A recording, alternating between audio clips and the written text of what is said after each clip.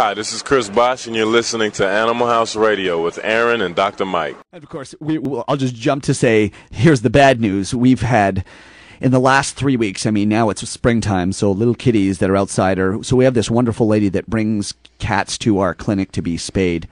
And the last 5 kitten cats that I've spayed have all been pregnant, and it's sad. You know, like they're out there getting pregnant, and that's when you feel kind of awful. I mean, you know, you almost feel a bit like you're performing an abortion. It's really sad. I mean, you know that these kittens born outside wouldn't do well anyway, but you still, you know, that's a bit of a bummer for me. You know, listen, we have enough. Nicola from Trial Services will tell you, we have enough cats out there, but what a bad way to. I would have rather spayed them, just have them not get pregnant in the first place. Right. So anyway, so that's the sort of the bad side of pregnancy. But yes, C-sections are a blast. I haven't done one in a while, but they're cool. Yeah. Yeah. What's neat, just so that everybody knows, this is kind of an interesting vet fact that maybe some of our listeners don't know, is that bulldogs, you have to do a C-section on bulldogs. Naturally, bulldogs cannot have puppies. We've developed that breed to the point where they all have to have C-sections. So in other words, if veterinarians went on strike and decided not to do C-sections anymore, well, ladies and gentlemen, there'd be no more bulldogs on this planet. So that's a neat. Yeah. Have you thought about it that way sometimes? I think it's kind of neat. Right.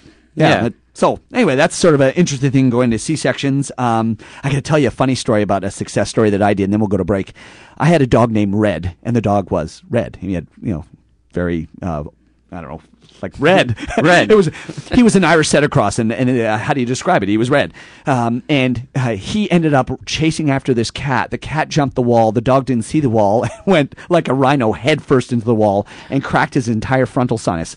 So the bones were in so many pieces we couldn't put the bones back together, but I ended up sewing up the subcutaneous tissue in the skin.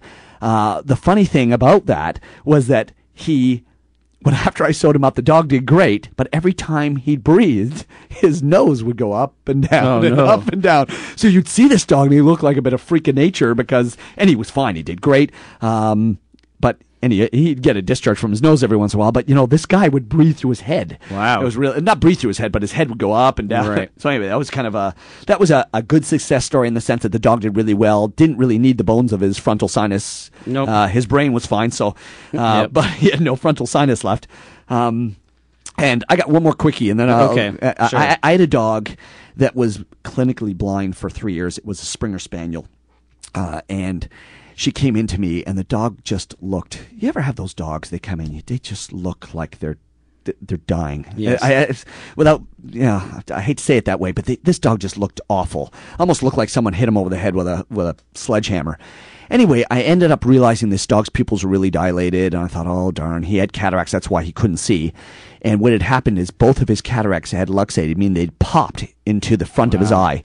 And this dog ended up having glaucoma. Now, just to give you folks an idea of what normal eye pressures in a dog or people are, it's usually between 15 and 20 or 25. Like if they go above 25, that's not good. No. This dog's eye pressures were 80 in both eyes. Talk about migraine from you-know-where. This dog was in absolute agony. So I sat down with the owner, and, you know, the problem with these guys is now that their lens have luxated, their eye's useless. I mean, there's nothing. I mean, the dog was blind anyway, but there now's this incredible inflammatory process going on in the dog's eye. So I went down with her, and I said, yeah, I think we're going to have to remove both your dog's eyes. And the dog's name was Chip, and she said, wow, that's bizarre. Like, I guess she couldn't sort of handle the concept. And I don't blame her. Oh, no, that would be quite difficult. Very difficult. I understood that. So we sat and chatted. We discussed how the dog was blind anyway, and this wasn't going to change anything about Chip other than I was going to make anyway, the long and the short is she decided, let's go ahead with the procedure. So we ended up doing the bilateral enucleation, took out both this dog's eyes, and it almost looked like he was just blinking permanently. But I remember 2 hours after waking up from surgery, I came back to check on him, and he was wagging his tail and jumping up and down. And wow. It just was like I got misty because I literally made this dog happy. And the owners took the dog home, lived for another 3 years, and they were thrilled. It's like a real success story. This dog was dying of pain, literally, and I took his headache away. And that's such a wonderful feeling. Any other success stories that you can come to grips with? Maybe not a success story, but there was also kind of not a funny story, but talking about neutering and spay. This probably goes back about 10 years ago when I was at the Emerge Clinic, and someone was moving, so they had their cat in their van, and they're going up just a street about 50 kilometers an hour, not too fast, but fast enough that when the cat jumped out from the driver's seat and landed on the actual pavement, but it accidentally ruptured the scrotum. So that animal. So what happened was the two testicles, unfortunately, I'm crossing my legs right now. Yes, my I know. But what happened there was that the cat had to be fixed. So it was a kind of a good story in the end. Yeah, he fixed himself, really. Yes. Yeah, you just sort of helped him. He kind of did the own procedure himself. Exactly. Wow. Now, I just going back to the funny stories. I just thought of what you just said. I just thought of a really funny story.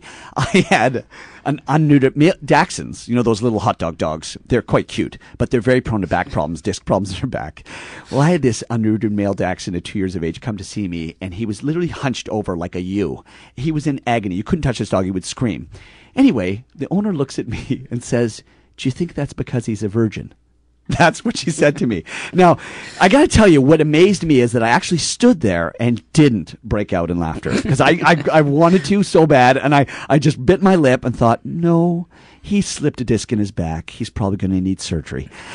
So that was probably one of the funniest moments where I literally had to hold on.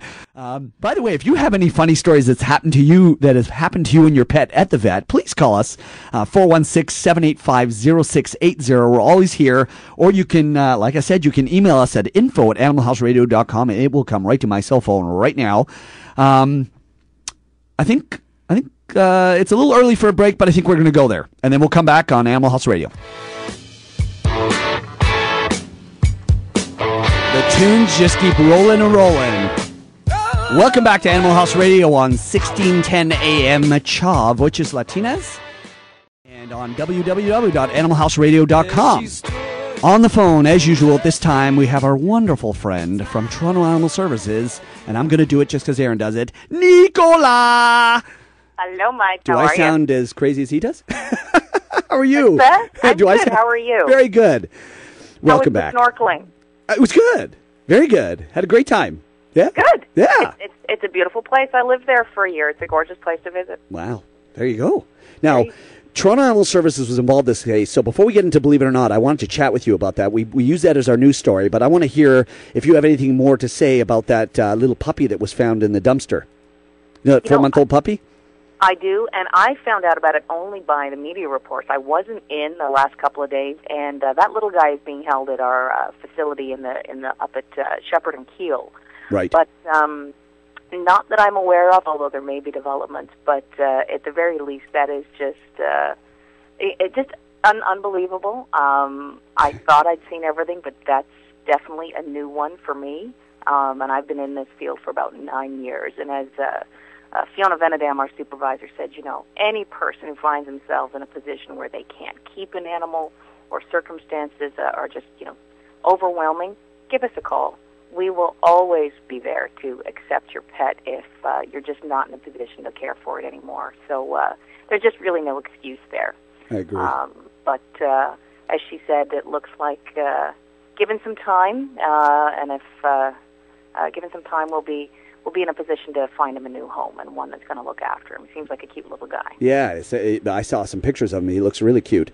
So by law, you guys have to hold on to him. Is that correct? For a week? Is that or until we find out who is the horrible person who did this? I mean, how does Toronto Animal Services deal with these kind of cases in terms of, what's your legal responsibilities in terms of holding pets? Because I don't know that myself. Yeah, he's going to fall under the provisions for stray animals. Okay. And there are different provisions. There's a provincial standard, which I believe is either 48 or 72 hours. Okay. But Animal Services extends that to essentially 7 business days. Gotcha. And that gives people an opportunity to come and claim their pet if the pet's just wandered off or scooted out the door and whatnot. Right. Now, after the stray period's elapsed, if the animal is happy and healthy and it's got a wonderful little temperament, then yes, they're placed in the adoption program, and they'll stay in that adoption program until we find the perfect home for them. So that appears to be, and I say appears to be the case with what's going to happen to this little guy. I can say I certainly don't think we would be wanting to place that animal back with the person who did that to him. Now, of course, we Really? don't know all the